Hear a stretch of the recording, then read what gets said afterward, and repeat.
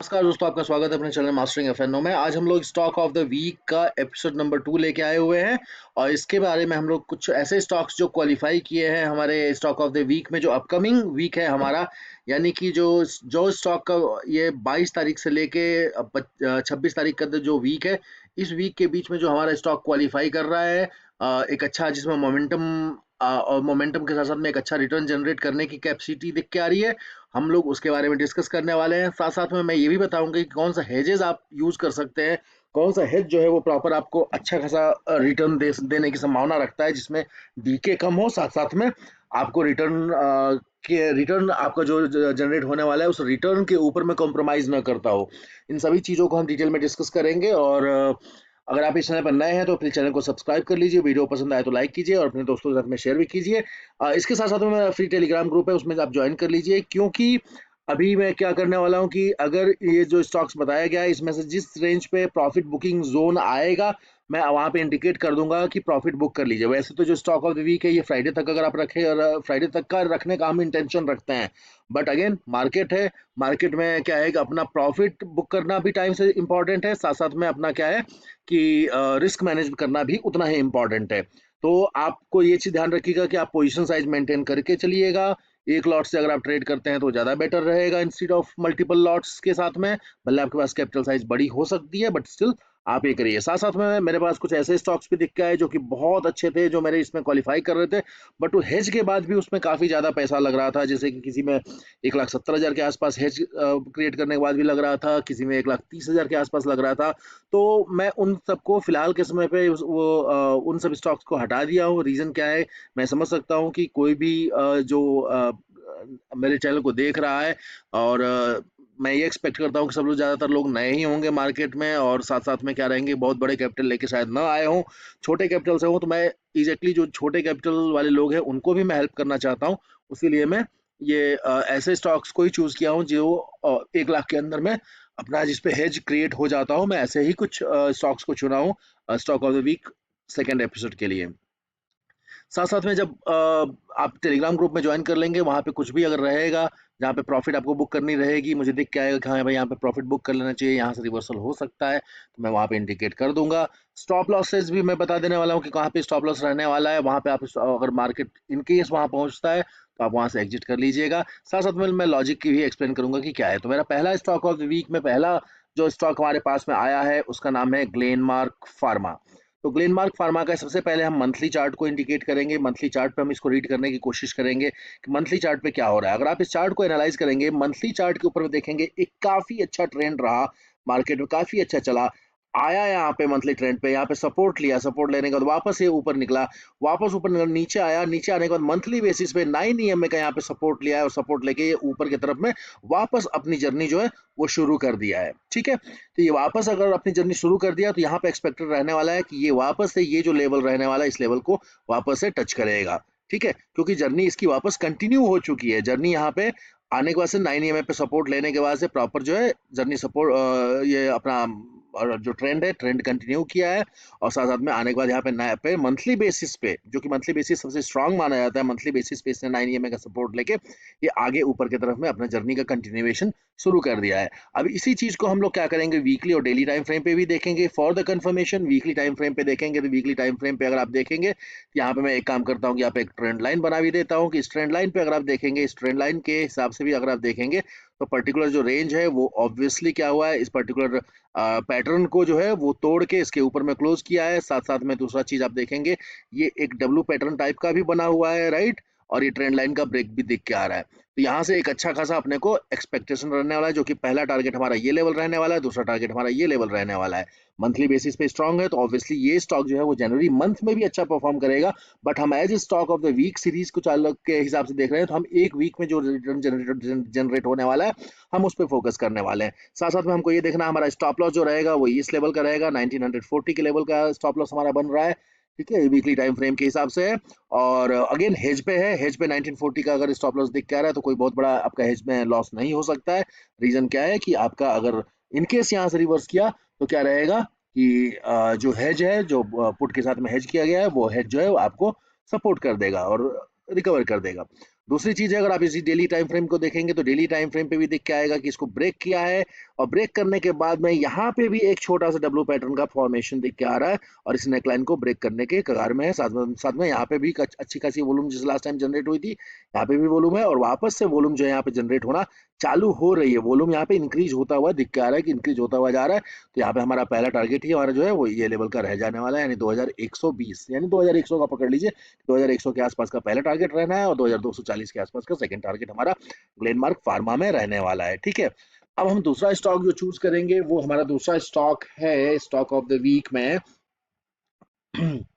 उसको मैं इंडिकेट करता हूँ वो कौन सा स्टॉक है। वो है एपीएल अपोलो ट्यूब्स। ठीक है, एपीएल अपोलो अपोलो ट्यूब्स के बारे में हमारा देखेंगे। सेकेंड स्टॉक है हमारा स्टॉक ऑफ द वीक में। मंथली बेसिस पे अगर आप मंथली टाइम फ्रेम पे अगर आप देखेंगे तो अगेन ये आपको दिख के आ रहा है कि प्रॉपर यहाँ पे आया, सपोर्ट लिया है, और वापस इसको तोड़ने की कोशिश कर रहा है। ठीक है, वीकली बेसिस पे भी अगर आप देखेंगे तो सेम सिचुएशन है, यहाँ पे अच्छा खासा बन रहा है। ठीक है, तो इस पर्टिकुलर जो जोन था, इस पर्टिकुलर जोन को भी वापस से यहाँ पे तोड़ दिया है, और नया नया हाई बनाने को तैयार हो रहा है, नया अप मूव के लिए तैयार हो रहा है। तो इस सिचुएशन में ये वीकली बेसिस पे है, और हमारा टारगेट जो रहने वाला है वो इस लेवल का 1950 के आसपास का, 1940 1950 के लेवल पे हमारा टारगेट इस पे निकल के आ रहा है। इसको हम लोग डेली बेसिस पे इंडिकेट करेंगे कि डेली बेसिस पे क्या दिख के आ रहा है। डेली बेसिस पे अगर आप देखेंगे तो डेली बेसिस पे अगेन यहाँ पे भी क्या किया है कि इसने डब्लू पैटर्न बना के रखा हुआ है। ठीक है, और डब्लू पैटर्न का यहाँ नेक लाइन ब्रेक किया है, और प्रॉपर जो ट्रेंड जो था वो तो पॉजिटिव था ही, जो इस रेंज को तोड़ दिया था। यहाँ पे प्रॉपर जो रेंज बन रहा है वो भी उसको भी तोड़ के निकला हुआ है। ये जो रेंज जैसे ये ऊपर का है, एकदम टॉप पे ही बंद हुआ है, 1820 के आसपास में बंद हुआ है। ये जैसे निकलता है ये एक नए हाई बनाने के लिए कोशिश करेगा जो हमारा, लेकिन पहला टारगेट जो है वो 1870 1880 के आसपास में रहेगा, और दूसरा टारगेट इसका टॉप जो है 1920 के आसपास का जो रहेगा वो हमारा रहने वाला है। तो ऑब्वियसली इसके अंदर में क्या है, मार्केट में थोड़ा अप डाउन होता है, आपको वो चीज़ के लिए रेडी रहना पड़ेगा कि मार्केट थोड़ा सा ऐसे अप डाउन करके ऐसे मूव करके निकल सकता है। हालांकि ट्रेंड पॉजिटिव है, तो इसलिए अपने को टेंशन लेने की कोई बात नहीं। डब्ल्यू पैटर्न भी फॉर्मेशन हुआ है, तो यहाँ पे एक हमको एक अच्छा खासा अपॉर्चुनिटी एपीएल अपोलो ट्यूब में भी दिख के आ रहा है स्टॉक ऑफ द वीक में। ठीक है, हमारा जो तीसरा स्टॉक है एपीएल, जो तीसरा हमारा स्टॉक है वो है श्रीराम फाइनेंस। ठीक है, श्रीराम फाइनेंस, श्रीराम फाइनेंस का अगर हम देखेंगे, श्रीराम फाइनेंस को सबसे पहले आप इसको मंथली बेसिस पे देखिए। मंथली बेसिस पे क्या दिख के आ रहा है, मंथली बेसिस पे ये अच्छा खासा मूवमेंट दिख के आ रहा है, अप ट्रेंड दिख के आ रहा है। वॉल्यूम भी, अब वॉल्यूम का भी कंफर्मेशन अपने को है यहाँ पे। वीकली बेसिस पे देखेंगे तो वीकली बेसिस पे अगर आप देखेंगे तो आया है यहाँ पे 9 ईएमए के आसपास सपोर्ट लिया है, सपोर्ट लेके वापस अपनी जर्नी कंटिन्यूएशन कर रहा है विथ गुड वॉल्यूम। ठीक है, ये कंटिन्यूएशन एक्सपेक्टेड है कि ये कंटिन्यू करेगा। डेली बेसिस पे भी देखेंगे तो डेली बेसिस पे भी क्या रहेगा कि जिन लोगों ने यहाँ पे स्टॉक लिया रहेगा उनका, उन्होंने अपना स्टॉप लॉस इधर आसपास रखा होगा, उनका सारा सबका स्टॉप लॉस जो है वो इस पर्टिकुलर शेकआउट, ये जो पर्टिकुलर शेकआउट हुआ है फ्राइडे के दिन पे, इस पर्टिकुलर शेकआउट में बहुत लोगों का स्टॉप लॉस लेके हटा के वापस से मार्केट ऊपर कर लिया है। साथ साथ में अगर आप वॉल्यूम देखेंगे तो वॉल्यूम भी आप देख रहे हैं, वॉल्यूम का भी कंफर्मेशन है। तो ये अगेन ये स्टॉक हमारे पास में आया हुआ है, और ये स्टॉक जो है इसमें ऊपर जाने की कंटिन्यूएशन की क्षमता काफी ज्यादा है। हमारा पहला टारगेट ही 960 के आसपास में रहने वाला है, और दूसरा टारगेट 1000 के आसपास का हमारा दूसरा टारगेट रहने वाला है, जिसमें अपॉर्चुनिटी है एक वीक के अंदर में 100 पॉइंट का कवर करने की संभावना इसमें हम मेरे को अच्छी खासी दिख के आ रही है। ठीक है, ये तीन स्टॉक्स हैं जो हमारे स्टॉक ऑफ द वीक में क्वालिफाई किए हैं। साथ साथ में हम लोग अब देखने वाले हैं कि इनमें से हेज किस पे क्या बनेगा। ठीक है, अब हेज के बारे में अगर हम देखेंगे तो सबसे पहले चलते हैं, हमने पहला ग्लेनमार्क फार्मा लिया था, तो ग्लेनमार्क फार्मा में अब देखिए एक चीज आपको ध्यान रखिएगा कि आपको दिसंबर सीरीज का नहीं लेना है। रीजन क्या है, आपको पता है कि 30 तारीख को यानी 30 दिसंबर को क्या है कि सारे जो फ्यूचर स्टॉक्स हैं इन सब का क्या है, एक्सपायरी है, मंथली एक्सपायरी है।